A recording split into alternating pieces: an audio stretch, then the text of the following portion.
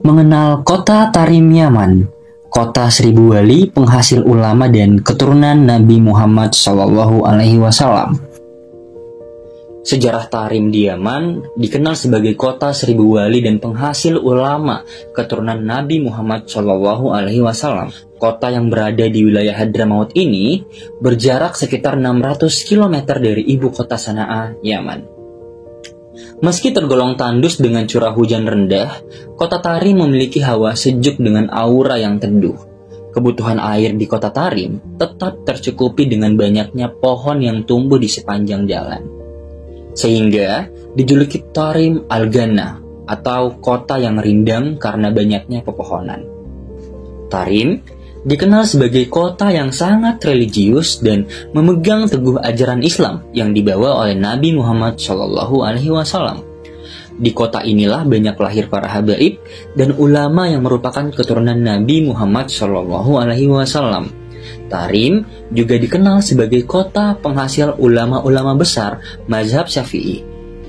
Julukan kota seribu wali yang melekat pada Tarim karena terdapat ribuan wali yang dimakamkan di kota ini. Sebut saja Imam Abdurrahman bin Muhammad Maulad Dawilah As-Segaf, Imam Abdullah bin Abu Bakar As-Sakran, Imam Ahmad Syahabuddin Al-Asgor, Imam Abdullah bin Alawi Al-Haddad, pengarang Ratibul Haddad, Imam Ahmad bin Hasan Al-Atas, dan masih banyak ribuan wali lainnya.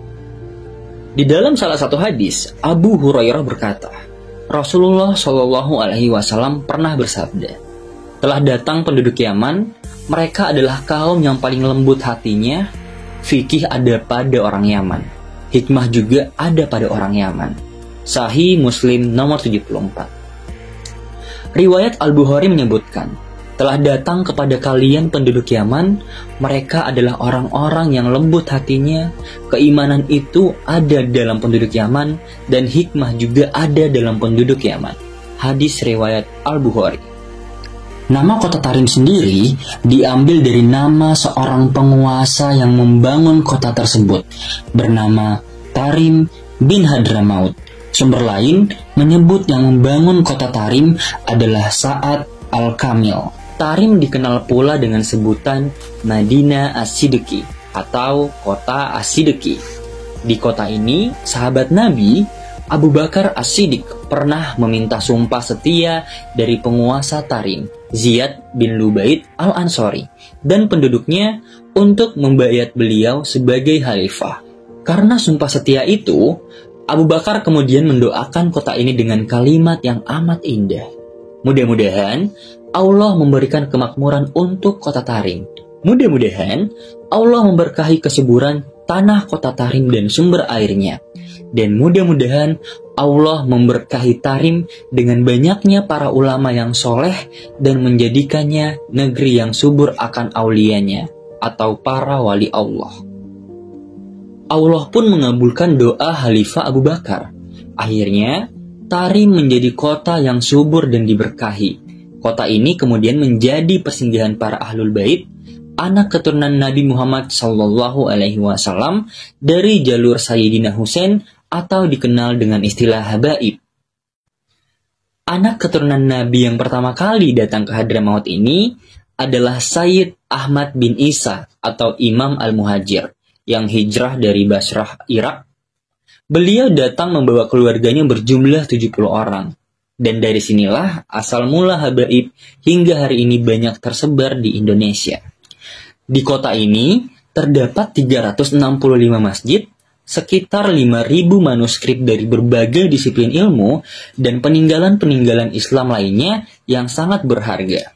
Di kota ini ada 3 pemakaman yang sangat masyhur dan menjadi tempat ziarah penduduk Tarim maupun peziarah dari luar Yaman, yaitu Makbarak Zanbal, Makbarak Furaid, dan Makbarak Basyar. Di antara keistimewaan kota Tarim lainnya, ia juga termasuk kota ilmu. Para penduduk kota ini sejak dulu mendalami ilmu fikih mazhab Syafi'i yang sangat kental. Selain itu, mereka mengimbanginya dengan tasawuf, ilmu yang mengajarkan penyucian hati, sampai-sampai orang yang boleh menempati saf pertama di masjid jami hanyalah para mufti dan orang-orang saleh. Saking banyaknya wali dan ulama di Tarim, kota ini menjadi berkah dan jauh dari hal-hal negatif. Salah seorang ulama sampai mengatakan, "Syawari Taim saikun liman la syaikalahu." Jalan-jalan di kota Tarim adalah guru bagi orang-orang yang tidak mempunyai guru. Imam Ahmad bin Hasan Alatas yang wafat pada tahun 1330 Hijriah mengatakan, ada 3 hal yang diwajibkan bagi orang-orang yang berkeinginan tinggal di kota Tarim. Yang pertama tawadu, kemudian adab, dan hidup sederhana.